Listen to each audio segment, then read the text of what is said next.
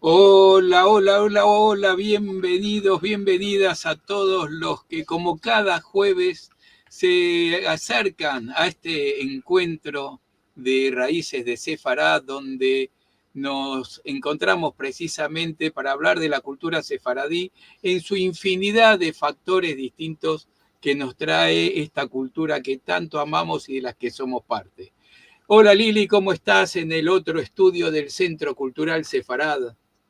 Hola Marcelo, hola a todos, bienvenidos. Cada semana para nosotros es un placer estar aquí para ofrecerles un tema nuevo. Como dice Marcelo, tenemos una amplia gama de temas que ya tocamos y seguramente nos quedan muchos más para ver. Sí, porque vamos a tener, ya estamos programando el 2026, como habrán visto en la presentación. Este es el último del año. Nosotros el receso lo hacemos de acuerdo a las latitudes de aquí del sur. Quiere decir que vamos a entrar en una especie de vacaciones y nos vamos a reencontrar en marzo. Y digo especie de vacaciones porque en realidad los encuentros de Al-Had, del que ya vamos a hablar también, van a continuar. Van a tener los video podcasts de cada lunes que empezamos esta semana y van a seguir estando.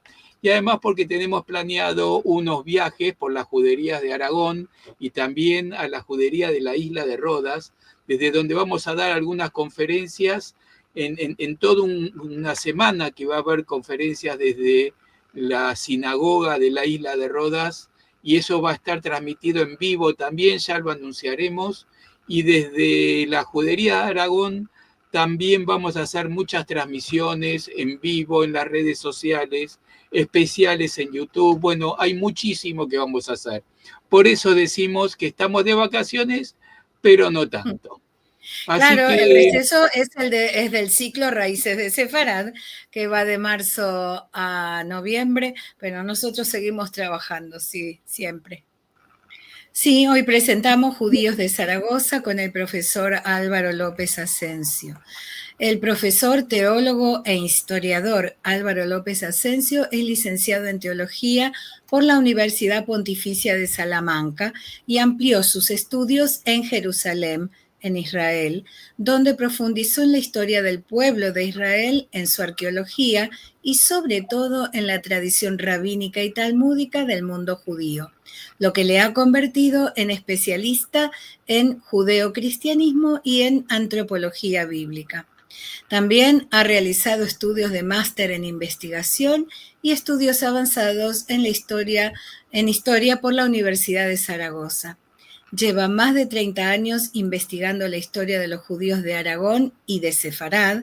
Gracias a sus trabajos de investigación se ha podido recuperar y dar a conocer el pasado histórico y el legado cultural, social, económico, patrimonial, gastronómico y lingüístico que los judíos han dejado en España.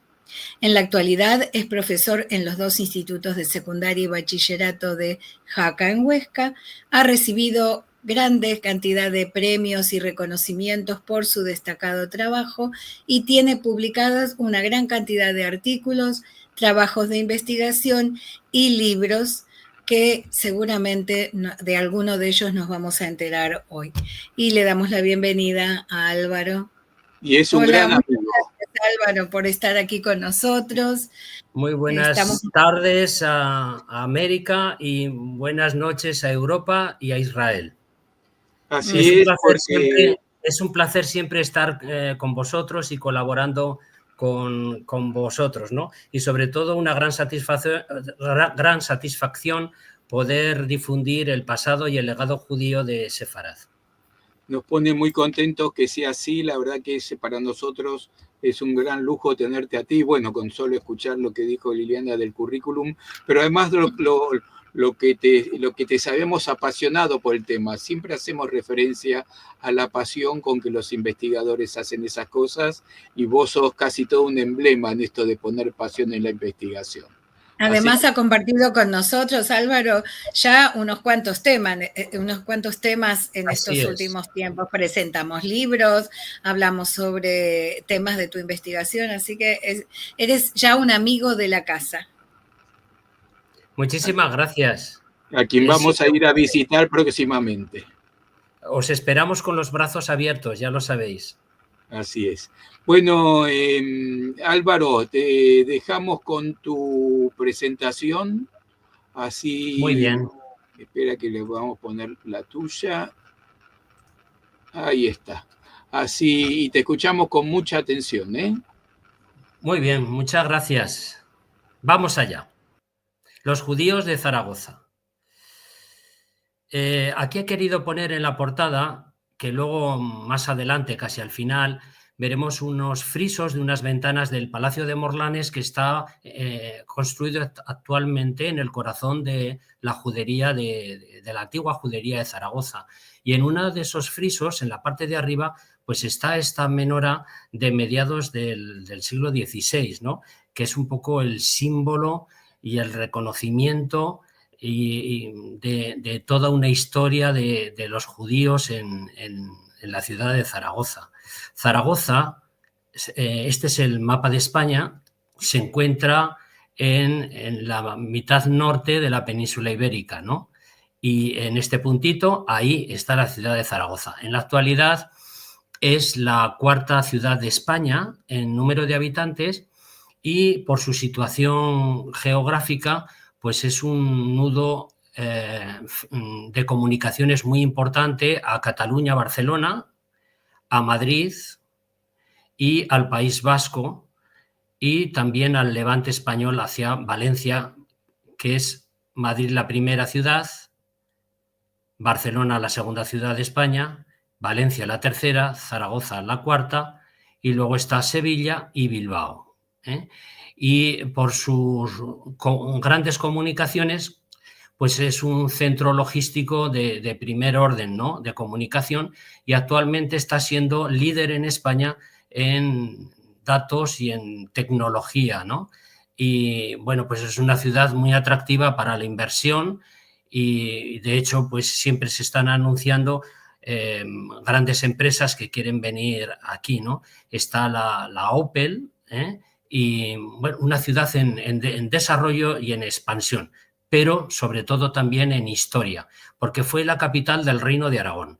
Esto que estoy señalando aquí fue el Reino de Aragón en la Edad Media, hasta principios del siglo XVIII, y la capital de Aragón siempre fue Zaragoza. Como capital de un reino, en la época medieval, pues tiene un patrimonio increíble de palacios renacentistas, cultura romana, cultura musulmana. Todas las grandes civilizaciones han dejado su impronta y su huella en esta ciudad. Por lo tanto, visitarla es ir al pasado y sobre todo pues, revivir el pasado judío, que es lo que quiero dar a conocer hoy. Voy a hacer una síntesis un poquito del desarrollo histórico, veremos luego planos y luego veremos muchas fotografías de restos arqueológicos y sobre las citadas ventanas, frisos de ventanas, donde aparecen escenas bíblicas relacionadas con el mundo judío. La presencia judía en Zaragoza se remonta ya a César Augusto. Zaragoza la fundó en el año 40 antes de Jesucristo, el emperador romano César Augusto, y lógicamente como fundador pues se llamaba Caesar Augusta, César Augusta. De ahí se derivó el nombre, vinieron los musulmanes y de César Augusta pasó a llamarse Saracusta, y de Saracusta ya con el dominio cristiano pues se llamó Saracosta, Zaragoza. Entonces la palabra Zaragoza es una derivación del primitivo nombre, el primigenio nombre de César Augusta. Es muy probable ya que en el siglo I ya la presencia judía estaba presente en esa ciudad porque fue una de las más importantes del Valle del Ebro y con grandes mercancías para la zona interior de la península ibérica como también hacia el Mediterráneo. Por Zaragoza pasa el río Ebro y era navegable hasta Tarraco y de Tarraco al Mediterráneo, y de ahí se expandían productos como vino, trigo, manufacturas hacia todos los lugares del imperio por el Mediterráneo. Entonces, esa actividad comercial llamó mucho la atención a judíos y es muy probable ya que en el siglo I, a los pocos años de su fundación, ya hubiera presencia judía. Luego vinieron los visigodos, y allí pues también dejaron su impronta. Tenemos las primeras referencias a judíos. Estamos hablando de un obispo católico, Braulio, que en sus cartas a Isidoro de Sevilla, que era obispo pues, de la ciudad de Sevilla, y de cartas también al Papa Honorio en Roma, en esa correspondencia deja muy claro, en el año concretamente 682, que la Iglesia Católica no quiere forzar la conversión de los judíos, sino que más bien quiere hablar con ellos, persuadirles y que ellos decidan si quieren bautizarse o no, pero no forzar esa conversión. Con lo cual esas cartas nos señalan de que ya había presencia judía allí y que, por lo tanto, eran muy respetados en aquella época por los obispos y los cristianos católicos de la época hispano-visigótica, ¿no? Luego vinieron los musulmanes y la primera referencia pues, es en el año 839, donde se nos dice que el diácono Bono, que era franco, era de Francia, viene a Zaragoza y se convierte al judaísmo con el nombre de Eleazar. Y allí nos dice la tradición y los escritos que se casó con una judía.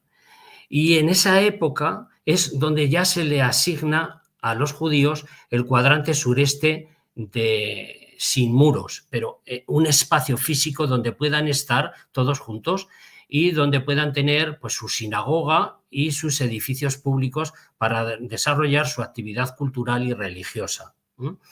En la época romana no tenían un lugar señalado, vivían mezclados con los hispano-romanos.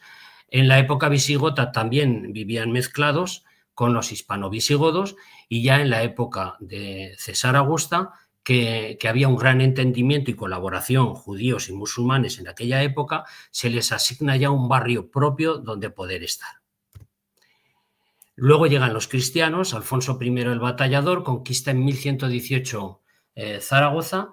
Los musulmanes se tienen que abandonar la ciudad a los arrabales, a barrios separados, para que entren los cristianos y puedan vivir, lógicamente, en las casas donde ocupaban sus hogares los musulmanes. Alfonso I el Batallador respeta el espacio de los judíos y que seguirán viviendo intramuros, dentro de la ciudad. Los musulmanes tienen que salir fuera de los muros, extramuros, fuera de la ciudad.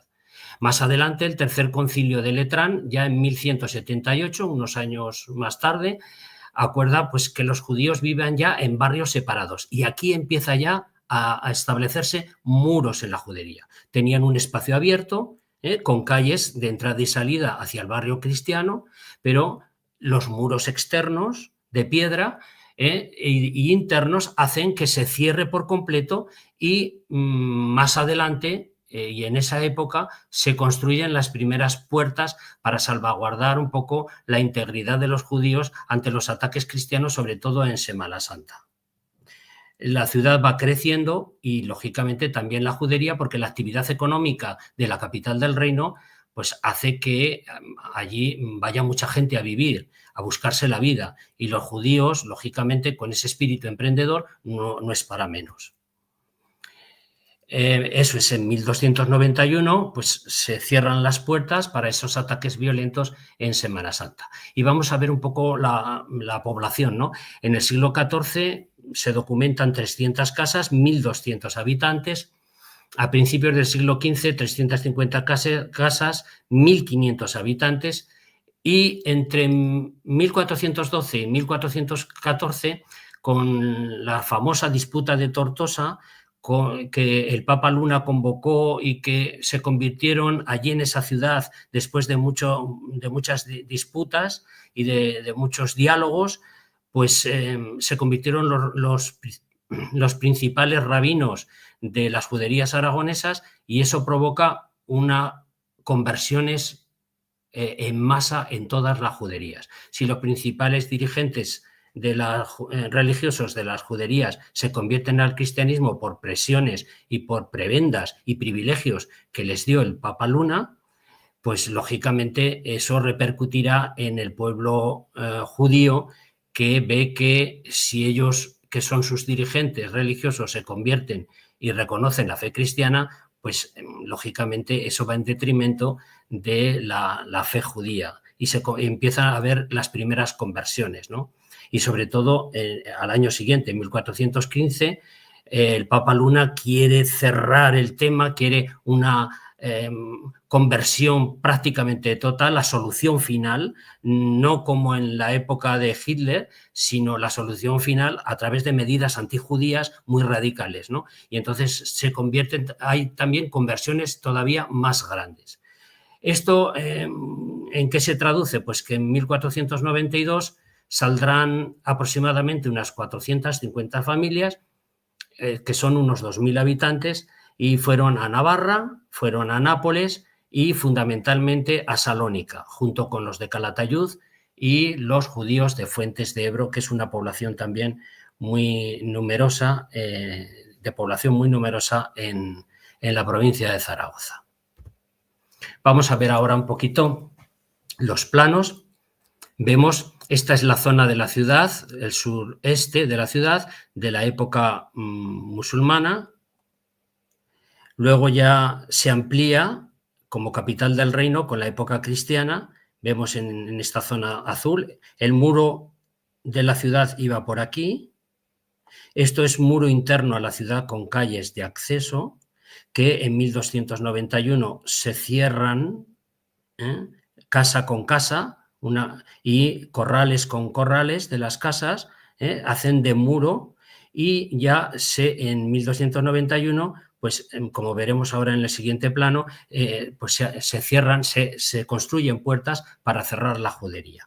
Entonces tenemos aquí en la época musulmana, llegan los cristianos, respetan esta parte, y ya se empieza ya en el siglo XIII a construir esta parte en azul, y en azul celeste esta ya es del siglo XIV. Este es un poquito el esquema de la judería de Zaragoza, muy numerosa, aproximadamente es el 10% de la población que tenía Zaragoza era judía, es un porcentaje muy alto. Las puertas de la judería, tenemos exteriores, que es esta de aquí, la Ferriza, luego tenemos la de Prunillo, tenemos también aquí, las internas, la de el rabino Mair al-Azhar, era un médico judío. Aquí no había una puerta, pero era médico del rey, y le hicieron un postigo, una puerta pequeña, para que accediera por estas calles al Palacio Real que estaba junto a la Catedral del Aseo, y sobre todo para la gente adinerada de la ciudad, si necesitaban sus servicios por la noche, salía por esta puerta inmediatamente. Cuando murió don Mair en el siglo XIV, ya durante el siglo XV se convirtió en puerta de acceso. Aquí había otra puerta importante, que daba al barrio de San Lorenzo. Aquí había una iglesia. Luego también aquí había otra iglesia, y está actualmente, que es San Gil, y esta era una de las puertas principales. Estas tres eran interiores a la ciudad, y luego pues estas dos eran exteriores.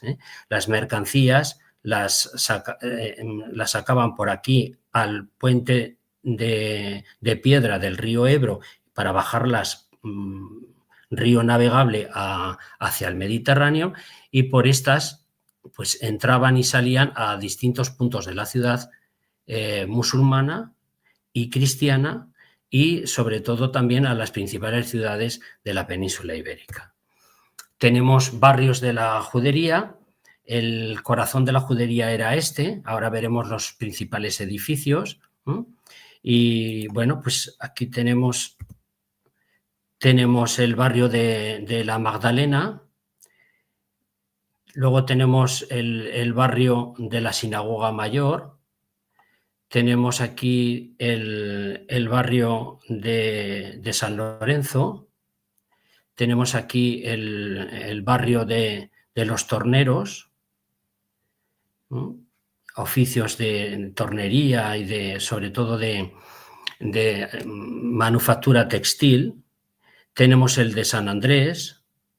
Tenemos el barrio de San Miguel. Aquí había una iglesia que le daba nombre a este barrio. Y este es el de las Tenerías. Las sinagogas y principales edificios públicos: tenemos la Sinagoga Mayor, tenemos aquí el Mikvé, la sinagoga pequeña de las mujeres, tenemos aquí la Sinagoga de los Bienveniste, tenemos aquí la Sinagoga Menor, tenemos aquí la Sinagoga de los Torneros, era la calle de los Torneros, luego tenemos aquí la de Ceán, y los baldreseros, que eran toda esta parte de aquí, curtían cuero y hacían, lógicamente, manufacturas y artesanía con el cuero. Y luego tenemos los principales edificios públicos. La Casa de la Aljama estaba situada frente a la Sinagoga Mayor. Esta era la Casa del Talmud. Aquí estaba la carnicería y el macelo, y donde se despachaba la carne caser. Aquí estaba el castillo, que se empleó como cárcel, y que la aljama inicialmente tenía las reuniones aquí, los dirigentes aljamiales, y luego se desplazaron a esta zona para estar más cerca de la Sinagoga Mayor. Y tenemos también aquí la bercería, en esta plazuela pequeña, donde se vendía pues todo tipo de verduras, la alcaicería, que es esta zona que hay aquí, esta zona, esta plazuela. Aquí se vendía, hacían mercado ciertos días del año, incluso los cristianos, y se introducían por las puertas, que había 3 puertas aquí, se introducían para comprar. Y luego tenemos, importantísimo, la posada y los baños judíos. Los baños judíos están hoy, no son visitables. Hay unos problemas de acceso que se piensan solventar dentro de poco, y debajo de tierra, soterrado, se encuentran pues, los famosos baños donde los caballería tenían un día asignado y el resto de la judería los podía utilizar el resto de la semana. Vamos a hablar un poquito de cómo vivían y luego vamos a ver más objetos y cosas curiosas. Las clases sociales y órganos de gobierno. Al principio, en el siglo XII, gobierna un albedín, es la autoridad de toda la aljama. En él recaía todo el poder político y también parte del poder judicial. Ya en el siglo XIII se cambia de sistema de gobierno y entonces el poder lo asumió 4 adelantados, depende de las juderías. La de Zaragoza, como era la más numerosa y la más importante de Aragón, pues llegó a tener hasta 6, pero lo lógico es que fueran 4. En ciertos momentos llegó a tener 6. Y estos adelantados pues tenían, tenían cierto poder judicial y competencias para decretar normas y luego las decisiones de tipo político, administrativo e incluso pues de obras, ¿no? Y servicios que requerían los habitantes de la judería. En un siglo más tarde, en el siglo XIV, se crea la figura del clavario, que era el administrador económico. Él presentaba las cuentas, las entradas, las salidas, los presupuestos y llevaba la contabilidad de la judería. El cargo era por un año y los adelantados también eran un año, de año en año, para que, lógicamente, no se instalaran en el poder y en los sillones y luego pues iban rotando por votación popular, iban nombrando a los dirigentes, ¿no? Esto tenía un riesgo y es que siempre los que tenían el poder pues se sucedían en los cargos y entonces iba en detrimento de la clase media, que era, pues, se llamaban manos, la mano mediana y la mano menor, que eran pues la gente más humilde de la judería. Entonces en 1438, para evitar estos abusos y que los aristócratas estuvieran siempre en el poder y tomaran decisiones en su favor, se constituyó el Consejo de Gobierno, donde había representación de la mano mayor, de los aristócratas, de la mano mediana, la burguesía, y de la mano menor, pues que eran pues huérfanos, viudas y bueno, pues enfermos que no podían trabajar. Con ello, pues eso, se evitaba esos abusos y hubo un equilibrio de representación y sobre todo de tomas de decisiones, que eran lógicamente más justas. El sistema judicial es algo parecido, va evolucionando con los siglos. En el siglo XII, pues solo hay un único juez, el Dayan. Hemos visto que el albedín era también un único representante político, ¿no? En el siglo XII lo ostenta solo una persona. Luego tenemos en el siglo XIII, va evolucionando, y en el 1271, pues el rey de Aragón, Jaime I, creó un órgano judicial de 3 jueces, los Beturín. Ya no es uno, son 3. Se repartirán lo penal, lo civil y lo administrativo, y en ciertos fallos de sentencias, pues lógicamente serán debatidos y estudiados por los 3 y fallarán conjuntamente. Seguimos otro siglo más, en el siglo XIV, y hay privilegios reales a los judíos de Zaragoza y es muy importante, pudieron indistintamente los judíos acogerse al derecho recogido en la halajá o ley judía, pero también en los fueros de Aragón. Esto supuso que ciertos temas los podían tratar los jueces cristianos y ciertos temas la halajá judía. Cuando había enfrentamientos entre judíos y cristianos, pues las competencias del sistema judicial recaía en los jueces cristianos. Y cuando eran entre judíos, pues en el tribunal judío de los Beturim. Más adelante vemos que también se encuentran documentados litigios entre judíos y musulmanes. Y estos siempre eran instruidos y juzgados por los Beturín y por el baile real, que era el representante del rey. La actividad financiera vemos que siempre han destacado en el tema económico, ¿no? Por su propia iniciativa, por su gen, por su espíritu emprendedor, ¿no? Pero en el siglo XIV hubo una gran decadencia porque tanto en España como en Europa pues constantemente había guerras, los territorios querían expansionar sus tierras, las pestes, las epidemias. Hubo una crisis económica en el siglo XIV que ya a finales de esa centuria y principios del siglo XV, a lo largo del siglo XV, pues fue incrementándose una envidia y un antijudaísmo y un odio y un rechazo hacia los judíos, porque eran los causantes de las guerras, de las pestes, de las enfermedades y de todos los males. Cuando sabemos que todas esas decadencias que se sucedieron en ese siglo, pues eran ajenas a los judíos, ¿no? Pero siempre se utilizaron como chivo expiatorio. Y fundamentalmente las razones, aparte de las guerras y de las epidemias, esa envidia y ese antijudaísmo creció y se hizo patente por cuatro principios. Los judíos tenían una cultura y una educación que los cristianos no tenían. Todos los judíos sabían leer y escribir. Y los saberes básicos. La enseñanza era obligatoria en las juderías. Obligatoria. En cambio, en la sociedad cristiana solo estaba reservada la cultura a los que iban para clérigos. El resto, pues enseguida que tenían uso de razón, los utilizaban para el campo, para los talleres artesanales, y prácticamente la sociedad era analfabeta. El judío tenía que saber leer y escribir porque toda su vida estaba en permanente estudio de la Torá.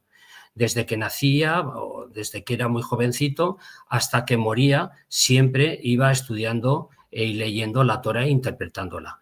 Esta educación y esta cultura refinada, pues les hizo ser hombres emprendedores, decididos, sabían sumar, restar, sabían los saberes básicos, porque las bibliotecas de las sinagogas, lógicamente, tenían unas buenas bibliotecas y que las ponían a disposición de las escuelas de niños obligatorias, pero luego también en las madrasas o yeshivas, que eran ya dependientes de las sinagogas.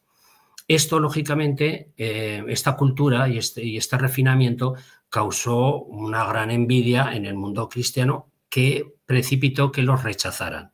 También el poder económico de los judíos, ¿no? Tenemos los préstamos, clérigos, nobleza y también la clase media acudían a ellos para compraventas de casas, de terrenos, de inversiones, y lógicamente los judíos los tenían pillados. Es una expresión muy plástica, pillaos, porque lógicamente tenían que avalar esos préstamos y se hacían con patrimonio si no los pagaban. Y cada vez ese patrimonio lo revendían y conseguían cada vez más dinero, ¿no? Y luego, pues en el aspecto económico, sus manufacturas, la artesanía era impecable. Entre ellos se ocupaban, ¿no? Las mujeres, aparte del hogar, también ayudaban en los talleres artesanales. Pero es que los muchachos del aljama y las personas que a lo mejor no tenían trabajos, unos y otros se ayudaban y, lógicamente, nadie pasaba necesidad. ¿Por qué? Pues porque todos tenían un salario y había una gran solidaridad entre ellos, pues para que todo el mundo saliera hacia adelante, ¿no? Era un empeño. Los cristianos, pues lógicamente había pues mucha pobreza, la nobleza y la iglesia ostentaba un poder económico muy, muy fuerte y los demás pues tenían que trabajar el campo y pasaban pues ciertas penurias, ¿no? Es uno de los motivos principales por los cuales también tuvieron mucha envidia y se afianzó cada vez más en el siglo XV el antijudaísmo.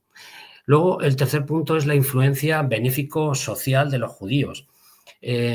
La beneficencia en las juderías era laica, es decir, no religiosa. No recaía en el rabino y en la sinagoga, sino en las cofradías laborales. Los torneros, los del sector textil, los que trabajaban el cuero, se asociaban para defender su oficio, para formar a los aprendices, pero sobre todo para hacer beneficencia. Daban limosna y con esa limosna, pues lógicamente ayudaban al necesitado, a las viudas, a los huérfanos, a los enfermos y lógicamente pues había una gran solidaridad. Frente a esto tenemos la sociedad cristiana. La caridad la administraba la Iglesia y muchísima gente pedía en las iglesias, eran mendigos y lógicamente la gente les daba limosna. Un judío nunca pedía. Todos estaban ocupados y todos se ayudaban, no solo profesionalmente, sino también económicamente y en el aspecto de la solidaridad. Esto era muy importante. Entonces, como no había pobres, entre comillas, había gente más humilde y gente pues poderosa dentro de la judería, pero nadie pedía. Pues lógicamente ese alto nivel de vida que tenían, ese bienestar que no existía en la sociedad cristiana, pues llevó a tenerles envidia y lógicamente la envidia llevaba al antijudaísmo, es decir, al rechazo judío. Y tenemos también, por supuesto, la autonomía política y judicial de los judíos. Los cristianos siempre quisieron manipular la política, las decisiones políticas de los adelantados del aljama, los dirigentes aljamiales, pero nunca pudieron porque ellos eran propiedad del rey. Y el rey los protegía y les decía a los concejos cristianos, no os metáis aquí porque dependen de mí. Y ellos tienen autonomía para tomar sus propias decisiones. Esto la sociedad cristiana lo llevaba muy mal. La iglesia, la nobleza, los poderosos querían someter a los judíos, no solo judicialmente, con los jueces cristianos, intrometerse en las decisiones judiciales de los judíos, que no pudieron por su autonomía, pero también en la política. Y esto, lógicamente, creó muchos enfrentamientos entre ellos. Y luego aún me atrevería a un quinto punto, en el cual vemos que la unidad de los judíos en sus juderías era la religión. En torno a los rabinos y la religión hacía que fueran sólidos en sus convicciones religiosas, y que los cristianos a toda costa y con la Inquisición quisieron convertirlos. Hemos visto anteriormente la disputa de Tortosa, el Papa Luna, la bula Doctores Gentium, Si Doctores Gentium, que eran medidas antijudías para intentar persuadirles de que se tenían que convertir a la fuerza, y esto pues hubo conversiones en masa, pero ellos, gracias a su unidad religiosa, consiguieron que fueran menos, que no hubiera una solución final. Y de hecho no lo consiguieron del todo, ni el Papa Luna, ni la Iglesia, ni la Inquisición, porque lógicamente al final con la expulsión tuvieron que salir, ¿no? Pero hubieran resistido a este antijudaísmo que la sociedad cristiana pues quería imponer a los judíos, ¿no? Esto no solo se vivió en Zaragoza, sino se vivió en todas las juderías del Reino de Aragón, de la Corona de Castilla y también del Reino de Navarra, ¿no? Y es una realidad. Fueron, de cierta manera, increpados, fueron presionados, pero ellos resistieron hasta el final. Y hubieran resistido si no hubieran sido expulsados, lógicamente, pues siglos y siglos, ¿no? Hubieran sido las cosas de otra manera. Vamos a ver ahora las famosas ventanas del Palacio de Morlanes. Estaba situado frente a la Sinagoga Mayor, en la Plaza de la Judería, en el corazón. Todos los pueblos tienen una plaza mayor. En la plaza, en España y en toda Europa, pues está la iglesia, y en este caso pues estaba la sinagoga, estaba el ayuntamiento, los concejos, los concejales, donde se deciden los grandes temas de la política y de las inversiones y de las obras y de los equipamientos que necesitan las ciudades. Pues en esa plaza también estaba lógicamente la Casa del Aljama, y estaba también la carnicería, la sinagoga de las mujeres detrás de la sinagoga mayor, y la Casa del Talmud, y es decir, los edificios más importantes, el corazón, el centro.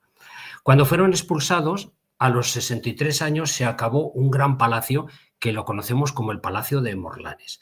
Es decir, que se terminaron las obras en 1555. Este posiblemente fuera un converso que compró ese edificio tras ser abandonada la judería por la expulsión, y allí se hizo un gran palacio. Pero en ese palacio quiso dejar un recuerdo. Este propietario quiso hacer un homenaje a los judíos que vivieron en ese entorno, en el entorno de la judería, y perpetuar su recuerdo para las futuras generaciones.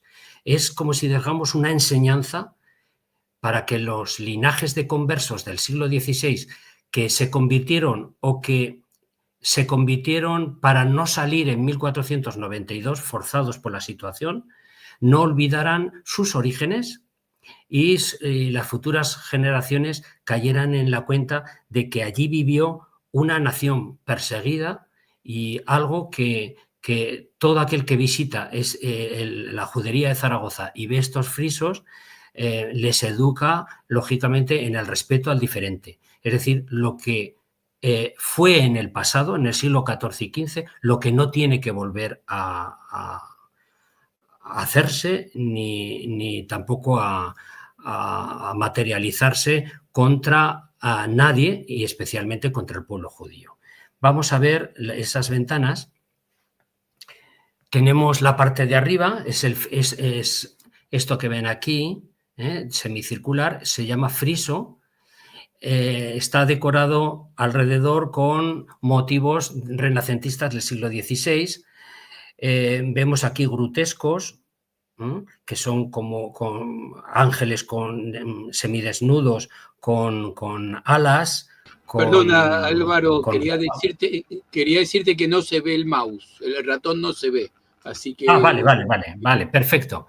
Bien, pues vemos el friso que es semicircular, vemos la decoración típica del Renacimiento del siglo XVI en Europa, y aquí vemos en el centro, sentado en un trono, al rey David.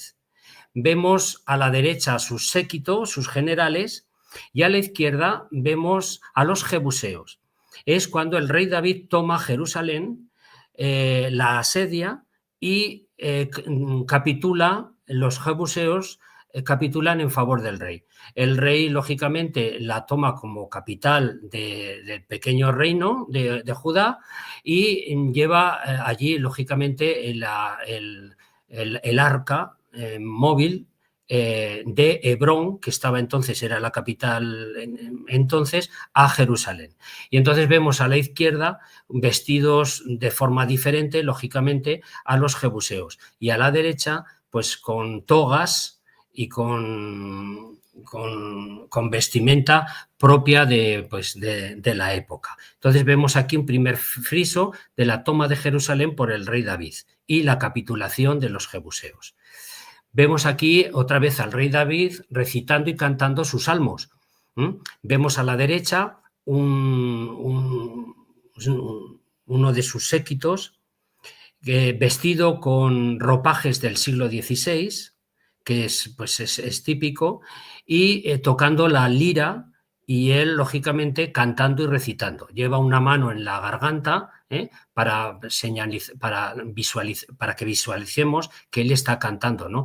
En la otra mano lleva el cetro de rey, él sentado en su trono, y a mano izquierda están pues gente de su corte, que no están vestidos al uso de esa época, sino que están vestidos como en el siglo XVI. Es muy probable que Morlanes, el que construyó este palacio, ese converso que compró esta casa para hacerla su palacio en el corazón de lo que fue la judería, sea la figura o el personaje que está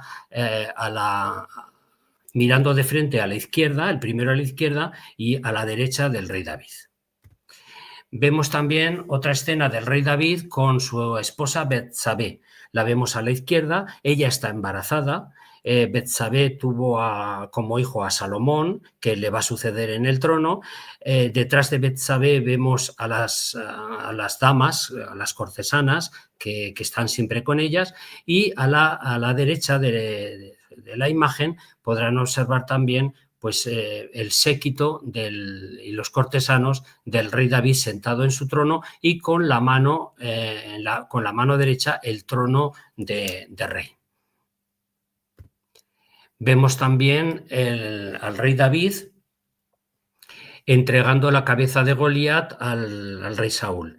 Vemos, se puede ver a Goliat a la izquierda, justamente a la izquierda, tumbado en el suelo, con un tamaño descomunal, propio de un gigante.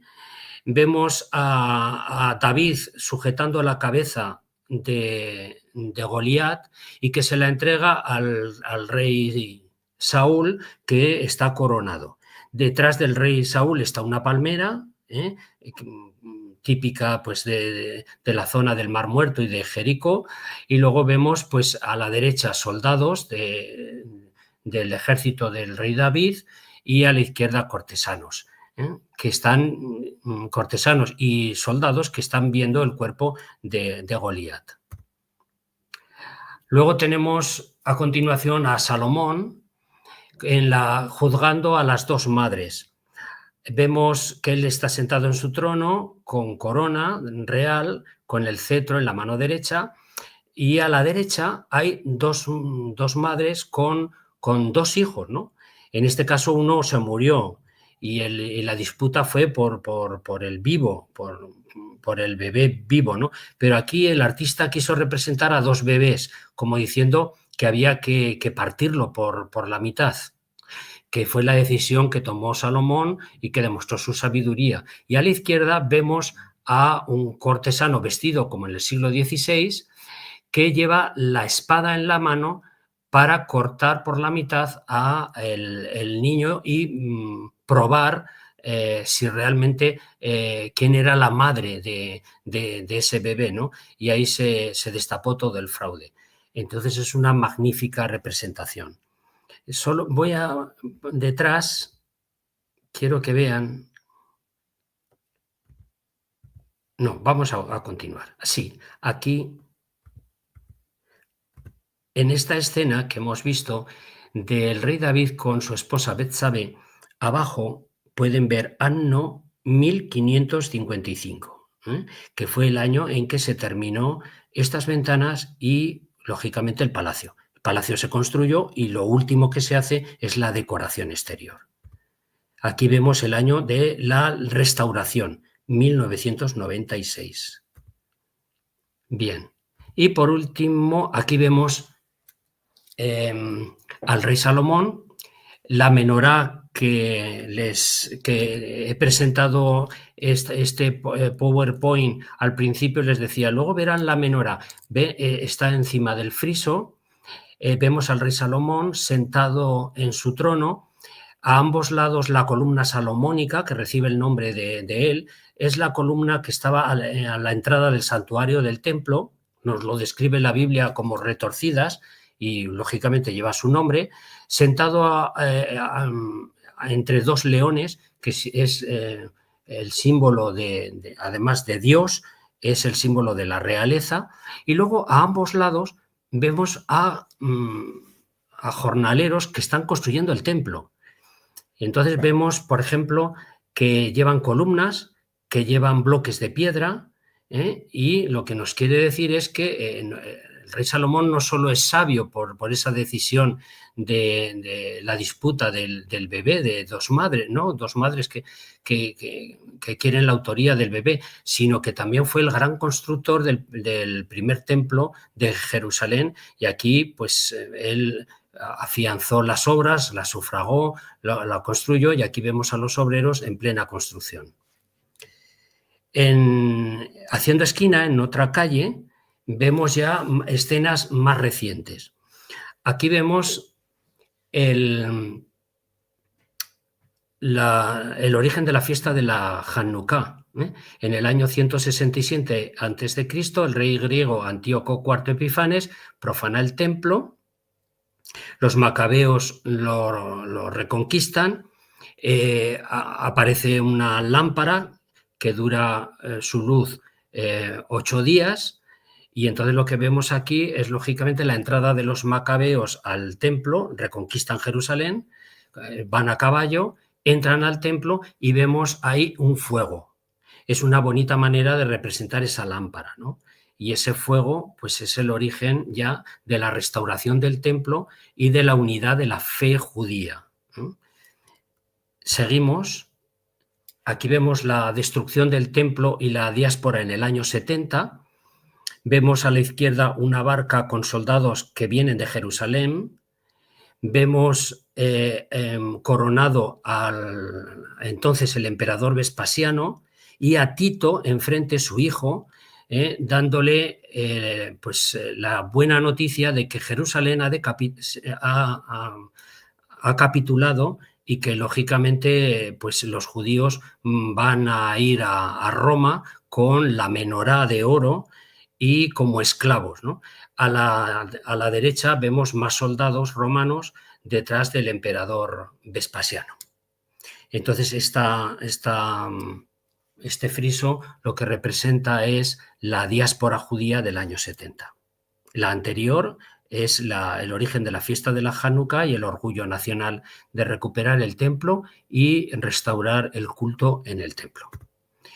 Luego ya la penúltima son los judíos súbditos de los reyes de las distintas coronas de Sefarad. Aquí tenemos sentado a un rey cristiano, vemos a los judíos a mano derecha, eran propiedad del rey, el rey los protegía, el rey les pedía dinero si los necesitaba para los gastos de corte o para su expansión territorial, y a la izquierda pues vemos a soldados cristianos propios del rey, ¿no? Y entonces vemos aquí que los reyes de Aragón son los dueños y protectores de los judíos en toda la Edad Media, ¿eh? Y que pertenecían a su corona y estaban íntimamente ligados a su destino. Y los judíos y los monarcas, lógicamente, también supieron defender a los judíos por el interés. Los necesitaban por la cuestión económica y otras cuestiones. A cambio recibían privilegios del rey porque, lógicamente, no podía devolverles el dinero que le prestaban.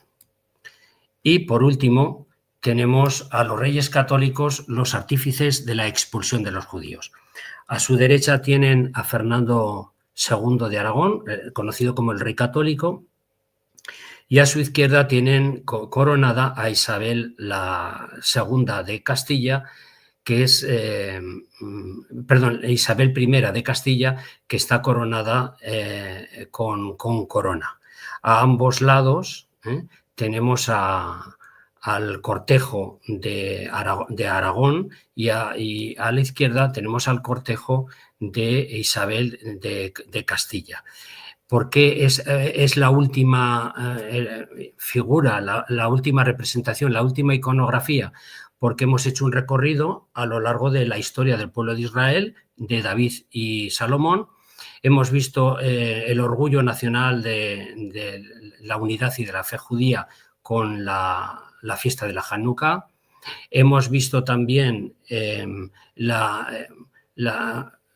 año 70 con la diáspora y la expulsión de los judíos que tanto dolor produjo al pueblo judío. Hemos visto los reyes cristianos, los grandes defensores de los judíos, propiedad del rey, y por último el episodio triste de la expulsión de los judíos de la península ibérica, y sus artífices están aquí señalados. Es una catequesis, una enseñanza que el propietario de este palacio quiso hacer para los conversos de la ciudad, para que no olvidaran sus orígenes, para que futuras generaciones podamos recordar lo que pasó allí, quiénes vivieron allí y lo que pasó allí. Y está recogido todos los grandes acontecimientos de la fe judía y de la historia judía de la ciudad de Zaragoza e incluso de toda Sefaraz. Son frisos preciosos que hay que verlos in situ para comprender mejor esa historia y ver la belleza de quien construyó pues esta iconografía tan importante. Ahora vamos a ver ya por último una serie de objetos arqueológicos que se han descubierto en lo que era el espacio de la judería. Tenemos aquí una escudilla con la Hamsa hebrea. Tenemos una copa de la Berajá de Pesaj o Pascua. Está decorada con pintura de cobalto, que lógicamente al horno tiene ese color azul, y como pueden apreciar son todo figuras geométricas y motivos florales, nunca animales o representación humana. Tenemos también una jarra de vino del siglo XIV, inspirada también en arte musulmán, utilizado por judíos. Ha aparecido un trocito de januquilla, la ven arriba a la derecha, y abajo la reproducción que se ha hecho de cómo era. Tenemos varios textos escritos en hebraico, en aljamial, escritura hebrea, pero en lengua aljamial, es decir, en lengua que se hablaba en Aragón. Era una mezcla de español o castellano y aragonés. Y entonces en muchas iglesias y en el Palacio Episcopal y en los protocolos notariales y en los procesos de Inquisición encontramos en las guardas o los forros de esos tomos pues pergaminos con escritura hebraica que fue reutilizada cuando ellos fueron expulsados en 1492. Es decir, tenemos un patrimonio también interesante de tipo escriturístico. Tenemos la alegoría de la sinagoga en la Basílica de Santa Engracia, en la fachada, encontramos en la parte superior la alegoría, la representación cristiana de lo que es la sinagoga. Y en el otro extremo tenemos a la iglesia. La iglesia, pues, sin una venda en los ojos, con muchísima belleza, aparece joven, aparece esplendorosa, y aquí pues lo que quieren representar es que el mundo judío y la sinagoga está ciega porque no reconoce a Jesús como Mesías.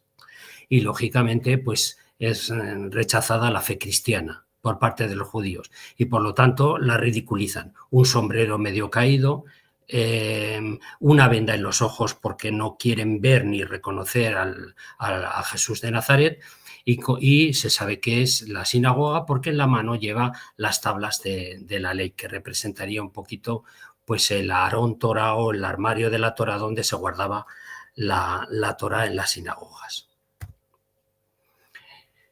También tenemos en el muro de la parroquieta del Aseo una decoración mudéjar. Los mudéjares eran los musulmanes bajo dominio cristiano, que esos alarifes o albañiles pues construían en ladrillo, también en cerámica, con colores, y en una de las fachadas pues aparece toda una decoración cuyo centro es la estrella de David. La tenemos abajo representada, pero también en medio, como pueden comprender, y salen brazos que llevan a hexágonos, que es la figura geométrica más aproximada a la estrella de David, ¿no? El hexágono, que lo pueden ver en la parte superior derecha, esos hexágonos, y entonces lo que representa aquí es la teología y la visión de Dios del mundo judío, y junto a él está la estrella de 8 puntas que representa al mundo musulmán. Ambos dos tienen visiones muy parecidas en cuanto al monoteísmo y sobre todo al tema de la idolatría y a la no representación de animales y personas. Y por eso este muro de las dos culturas, de los dos símbolos de las dos culturas que realizó Mahoma Calagurri, que fue un musulmán de Sevilla, pues es lo que quiere representar, ¿no? Esa visión monoteísta, esa visión única de Dios que comparten ambas religiones. En una de esas ventanas que hemos visto del Palacio de Morlanes, en la parte inferior aparece representada el arca de la alianza. Se pueden ver arriba en pequeñito los 2 querubines y luego pues esos grutescos que utiliza el artista como decoración y que están centrados en esa representación pequeñita pero significativa del arca de la alianza. En la Basílica del Pilar, que es el corazón religioso de Zaragoza, católico, en la puerta principal que da acceso a la basílica, en una de las puertas de madera, pues encontramos también representada este arca de la alianza con los querubines. Y dentro de la basílica, en el altar mayor, aparece representado nada más y nada menos que Moisés. Lleva en la mano izquierda el rollo de la Torá y en la mano derecha ha desaparecido, estaría apuntando hacia el retablo. Lleva la cabeza cubierta con el talit y vestido, lógicamente, como en la época. Bien, pues ha sido un placer, espero que les haya gustado. He dado unas pinceladas. He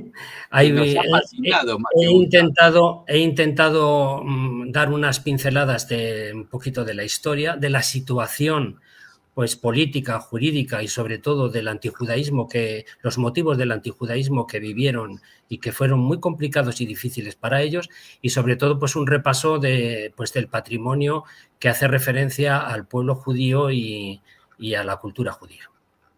Espectacular, tanto la parte de historia como para mostrarnos las evidencias que hay o los distintos patrimonios que hay con el pasado judío, que es mucho más de lo que esperaba claramente. Así que fantástico. Yo tengo, antes de pasar algunas preguntas, tengo un par de consultas. Una es un poco graciosa, porque estaba recorriendo recién la casa de los Morlandes ahí en el Google Map, que es donde uno lo ve y puede encontrar esto. Está difícil de ver porque está en la planta superior, entonces hay que verlo in situ. Hay que verlo in situ, sí. Ahora, lo que es casi gracioso es que en la descripción de Wikipedia dice que la decoración se concentra en torno a los vanos de la planta noble, está bien, donde se observan variados motivos vegetales y figurativos, grutescos, guirnaldas, angelotes, etcétera, que según algunos autores encerrarían un pensado programa iconográfico de corte humanístico que calificaría al palacio como morada regia. O sea, no dice nada de todo esto. No sé si será intencional o no, pero no dice nada. Yo publiqué la guía de la judería de Zaragoza con la colaboración y el patrocinio del Ayuntamiento y del Gobierno de Aragón, y es un libro precioso, y allí pues di a conocer el significado de estas ventanas y lo que se ve realmente. Hasta que yo no publique eso, lógicamente los historiadores del arte y los historiadores de historia, pues lógicamente han descifrado alguna de ellas muy significativa, como por ejemplo la de Salomón con los niños, que es evidente, pero todo lo demás, yo no sé si porque hay muchos que desconocen la historia bíblica y las escenas bíblicas y la vida de los grandes personajes bíblicos, pues nadie ha sido capaz un poco de descifrar, pero están clarísimos, clarísimos esas representaciones y lo que significa y lo que quiso transmitir un converso. Es que lo gordo es que es un converso. Y a mí, yo siempre he pensado que la Inquisición, que estaba en el siglo XVI contra los conversos, cómo este hombre se atrevió a plasmar en esos frisos de esa ventana pues el pasado judío y los grandes acontecimientos de la historia judía. Yo digo, alguno no se habrá dado cuenta, lo habrá dejado ¿Cómo pasar? se atrevió este hombre? Y yo creo que, claro, era tan poderoso, tenía una fortuna tan grande, que me imagino que la Inquisición y el rey no se atrevieron a meterse con él, porque hacer semejante palacio con esa decoración exterior tan bonita, eso vale muchísimo dinero. Claro que sí, claro que sí. Bueno, a ver, tenemos algunas preguntas por aquí. Bueno, acá comienza saludando Lili. No, estás en mute, Lili, estás muteada. Marlene Suárez dice Shalom. Aida Benaltalef, buenas tardes desde Tucumán. Berardo Treviño Garza, saludos desde el norte mexicano. Bernard Miller, saludos cordiales desde Londres. Gloria Cohen, buenas tardes desde Buenos Aires y con mi corazón en Zaragoza, donde viví cuando hice mi máster. Gracias por mostrar la judería de Aragón. Miguel López, buenas noches.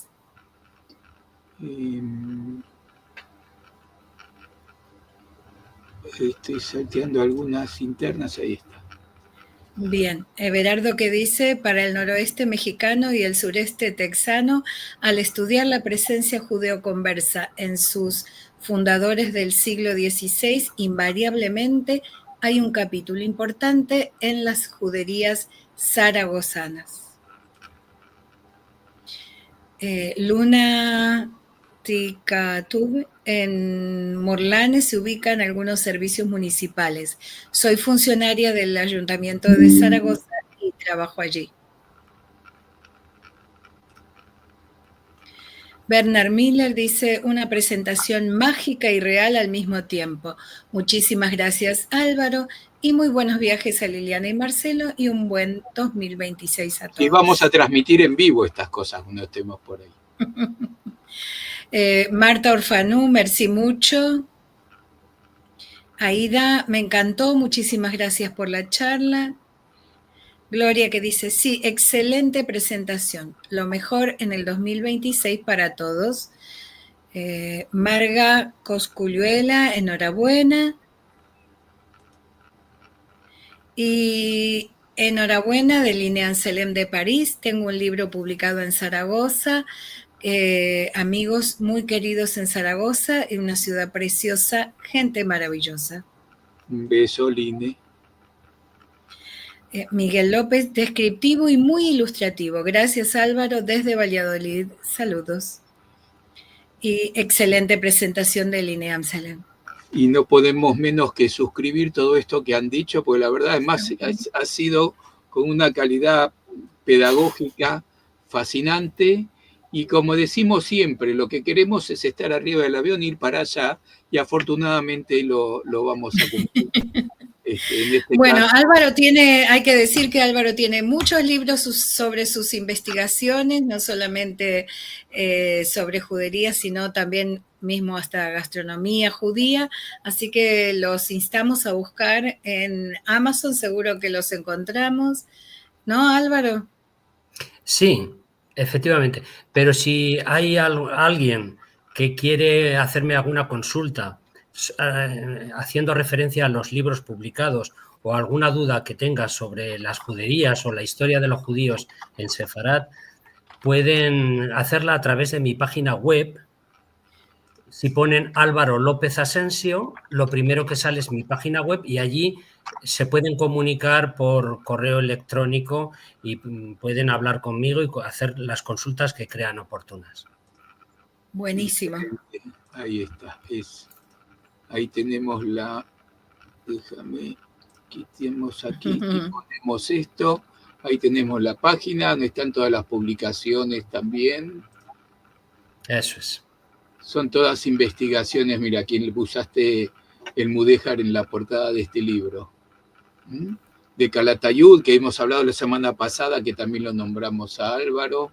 Así que hay mucho para mucho para leer. Muy prolífico, Álvaro, con su escritura. Mira, acá tenemos... Bueno, me parece que vamos a traer unos cuantos libros también de Zaragoza. Seguro que sí. En fin. Bueno, Álvaro, infinitas gracias. La verdad, cada vez que nos encontramos con vos es toda una experiencia. Nos enriquecemos y nos jactamos siempre de que hacemos un gran aporte a la difusión de la cultura, de la historia, de la presencia, la pasada y la presencia actual de qué es lo que pasó con los judíos en aquellos tiempos en esas zonas. Así que mil gracias por tu presentación, Álvaro. Y muchísimas gracias por vuestra invitación. Ha sido un placer. Y estoy a vuestra disposición, vuestra y de todos los que se han conectado a esta charla. Excelente, ya saben, en la página de él, que es alopezasen.com. Y si no ponen el nombre, es lo primero que aparece.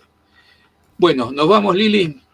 Nos vamos hasta el año que viene. Feliz 2026 para todos. Nos encontramos igual este domingo y todos los domingos de aquí en adelante en nuestros encuentros de Al-Had, el programa hablado en judeo-español. Esta vez tendremos Memoria y Cultura, Material Sefaradí, Objetos Amados, de una familia turca en Seattle. Esto es en vivo, como cada semana. Esta semana le tocará a la Liga Americana del Ladino con su representante Hannah Pressman, que tendrá un encuentro con Marlene Soriano Vinokur, que nos va a contar sobre estos objetos. Bueno, nos volvemos a ver en Raíces el año que viene. Ahí dejaron algunas preguntas más, pero bueno, háganlas directamente a Álvaro a través de sus páginas. Nosotros, como les decimos, no son exactamente vacaciones, pues vamos a tener mucha actividad, así que sigan en contacto a través de la página, del canal de YouTube, de las redes sociales, Instagram, X, Facebook, estamos por todos lados y nos reencontramos con Raíces de Sefarad en marzo y si no, cada día a través de los distintos canales. Gracias una vez más. Que visiten la página web sefarad.com, que van a seguir apareciendo artículos y muchas otras cosas. Totalmente. Chao. Nos vemos.